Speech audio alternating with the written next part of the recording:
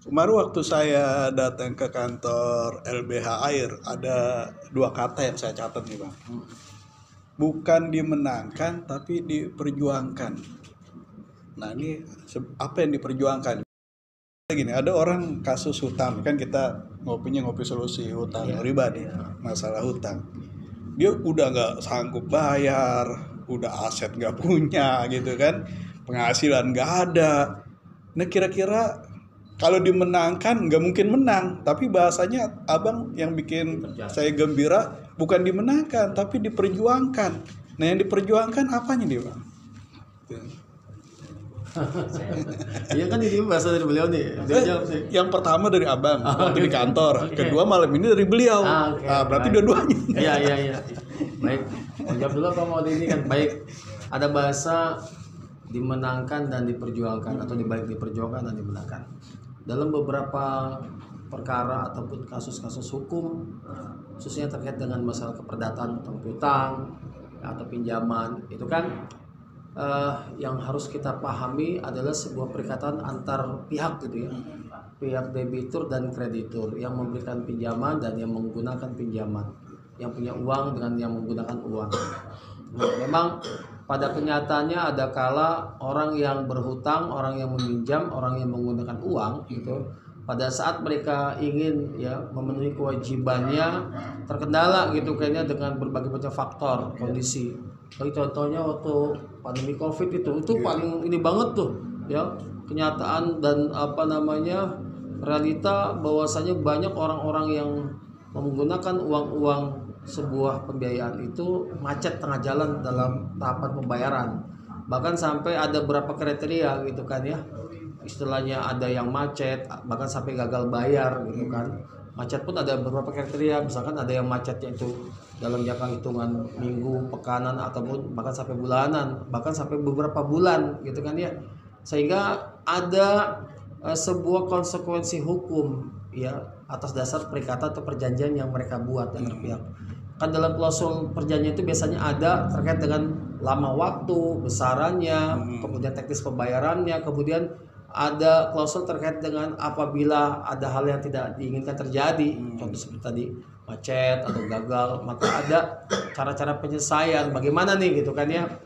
Nah biasanya pihak pemberi dana ataupun pembiayaan ataupun pihak kreditur yang memberikan kredit itu biasanya umumnya kalau di sebuah perusahaan pembiayaan yang memang mengedepankan aspek materi, artinya cari keuntungan komersil, dia nggak lihat masa bodoh tuh, dia nggak mau tahu tuh kondisi debiturnya, orang yang menggunakan uang, orang yang itu mau dia itu usahanya bangkrut, dia nggak kerja lagi, dia nggak berpenghasilan ya.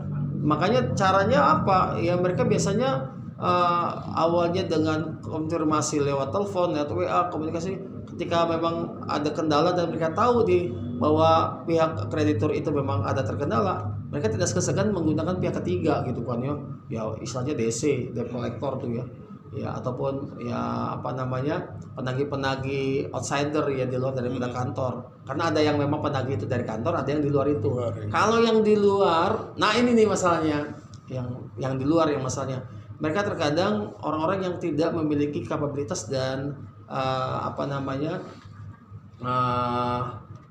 sertifikat ya, banyak yang seperti itu, tidak punya kapabilitas dalam proses penagihan. Yang penting prinsipnya dia menjalankan tugas untuk mendapatkan bahasanya fika atau mungkin ada jasanya atau dapat sesuatu ya dari upaya untuk mendapatkan tagihan itu, sehingga kadang-kadang menabrak ataupun melanggar aturan-aturan yang telah ditetapkan oleh pemerintah ya. Kan kita sama-sama tahu ya, kalau misalkan orang yang itu bertugas menjadi penagih kan harus punya syarat-syarat tertentu ya. Ketika mereka datang, mereka harus minimal menunjukkan ya identitas, entah itu KTP atau kalau dia itu misalkan dia adalah sebuah perusahaan debt collector, maka tim penagih itu harus punya kartu tanda anggota atau tanda pengenal dari perusahaan ketiga itu. Kemudian mereka juga harus menunjukkan surat tugas gitu kan ya, benar bahwa mereka itu mewakili pihak tertentu, diberikan tugas untuk menagih gitu kan, mengambil bayaran. Dan yang terakhir yang paling penting dan memang jarang nih, punya sertifikat Jadi penagih pun harus punya sertifikasi gitu kan, yang resmi. Mereka kan sertifikat profesi sebagai penagih, betul. Karena apa? Ketika mereka tuh punya sertifikat, mereka tahu aturan-aturan yang dilakukan. Dari mulai awal mereka datang, kemudian ketika mereka diterima, berkomunikasi sampai ketika proses pembayaran atau ada proses penagihan itu berhasil. Langkah-langkah itu mereka penuhi SOP-nya sesuai dengan aturan. Nah, yang jadi masalah yang kita jumpai banyak kan mereka yang ketika di lapangan cara yang terkadang memang melanggar aturan. Makanya itu yang tadi urusan perdata bisa jadi pidana. Kenapa? Karena di situ banyak ada tekanan, intimidasi, ada aktivitas verbal, ya. Bahkan terkadang mereka merampas. Ini yang sudah jelas memang melanggar aturan, kan namanya sudah jatuh ke pidana gitu kan. Itu yang tidak kita inginkan. Nah, kebanyakan juga masyarakat peminjam itu karena didatangi oleh DC, dihadiri oleh pihak ketiga, mereka ketakutan.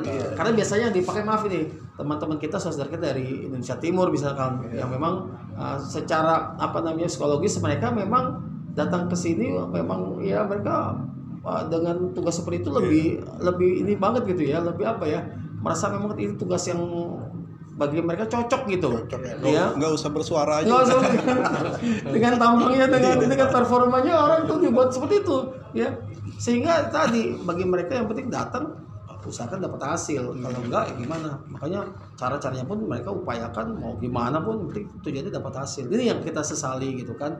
Ya, sehingga di sini juga masyarakat juga tidak perlu terlalu takut. Kalau memang sudah kita bekali dengan informasi, dengan tata cara bagaimana menghadapi mereka, sebenarnya biasa saja gitu, nggak perlu harus sampai bagaimana mereka tuh panik gitu kan, atau terlalu parno bahasanya gitu menghadapi mereka. Sehingga akhirnya kalau orang sudah panik, sudah berpikirnya sudah tidak jernih, kadang-kadang memberikan keputusan juga salah, keliru. Contoh, ada debt collector misalkan ketika nagih gagal, dia harus mengambil suatu barang sebagai jaminan gitu kan, meminta jaminan gitu kan, menyita jaminan, itu kan tidak diperbolehkan gitu, nggak ada itu debt collector sampai seperti itu karena bukan tugas mereka. Gitu. Itu ada pengadilan, ya, hanya pengadilan yang boleh. Hanya pengadilan. Debt collector nggak boleh. Bukan mereka. Nah, itulah makanya kalau mereka melakukan hal itu namanya perampasan. Beda lagi pasalnya, itu bisa dilaporkan gitu kan. Apalagi mereka misalkan melakukan dengan cara-cara intimidasi, kita juga bisa lakukan ya, pelaporan gitu kan. Kalau mereka masuk tanpa izin, termasuk juga kita laporkan. Ya, datang, mereka harus sopan, diterima atau tidak. Kalau tidak kita terima, mereka paksa, itu juga pelanggaran, jatuhnya ke pidana gitu kan, masuk tanpa izin. Jadi banyak hal yang mereka lakukan. Kalau orang yang tidak mengikuti pendidikan debt collector itu ya tidak bisa sertifikasi, ujungnya seperti itu, mereka melakukan tindakan yang memang melanggar aturan lah gitu, yang sembrono. Nah, oleh karenanya dengan edukasi kepada masyarakat, minimal kita pertama punya mentalitas untuk menghadapi lah. Jangan sampai terlalu panik, terlalu bagaimana gitu kan. Kemudian yang kedua ya tentunya kita berharap para debitor ini ya tentunya juga memahami hak dan kewajiban. Hutang tetap hutang sih, harus dibayar gitu kan ya. Kalau memang tidak ada, maka pemerintah buat aturan tuh ya. Salah satu aturannya misalkan terkait dengan masa pandemi kemarin ya, sebelum dicabut ya, ada perpres tentang masa endemi sekarang udah mulai berlaku. Pemerintah waktu itu memberikan salah satunya peraturan tentang relaksasi gitu kan ya. Jadi kita bisa mengajukan permohonan untuk pelunasan dengan sistem yang lebih halus, yang lebih lebih aman, lebih nyaman, lebih manusiawi. Makanya ada istilah diberikan restrukturisasi ya. Pinjaman yang memang dianggapnya misalkan itu besar ya, bisa saja gitu kan kita minta untuk direstrukturisasi. Salah satu contohnya adalah dengan misalkan menghilangkan denda ataupun bunga gitu sebagai kesepakatan. Dan tentunya dengan alasan yang memang bisa diterima, karena waktu itu sudah ada peraturan kalau orang yang sudah misalkan tidak bekerja, kemudian usahanya bangkrut, sudah tidak berpenghasilan, itu boleh mengajukan dengan data yang kuat, misalkan disertai dengan ada surat keterangan tidak mampu, surat pernyataan atau surat keterangan dari pemerintah, dari kelurahan, dari RT RW, dan itu jelas gitu kan. Dan setiap lembaga pembiayaan termasuk bank ada formatnya, ada formnya gitu untuk meminta keringanan ataupun ya relaksasi tadi. Itu tetap utang harus dibayar. Kalau kondisinya tidak mungkin, kan tadi kita gunakan ada aturan relaksasi dari pemerintah gitu kan. Kita restrukturisasi, rekondisi, atau lagi namanya reschedule. Gitu. Artinya apa? Misalkan orang itu hutang sekian rupiah gitu, kemudian dalam kondisi memang dia tidak bayar atau dia sudah bayar, Sisa itu yang kita negosiasikan dengan pihak pembiayaan. Apakah nanti sistem diperpanjang, kemudian dengan apa namanya nilai yang flat ini diperkecil. Tapi kami selalu memohonkan utamanya Pak, supaya bisa menghilangkan jasa dan dendanya. Nah, ini kan terkait denda dan bunga. Sorry, jasa, denda dan bunga. Iya, Terutama jasa dua itu bunganya. Iya. Ini ada putusan jurisprudensi Mahkamah Agung, ya.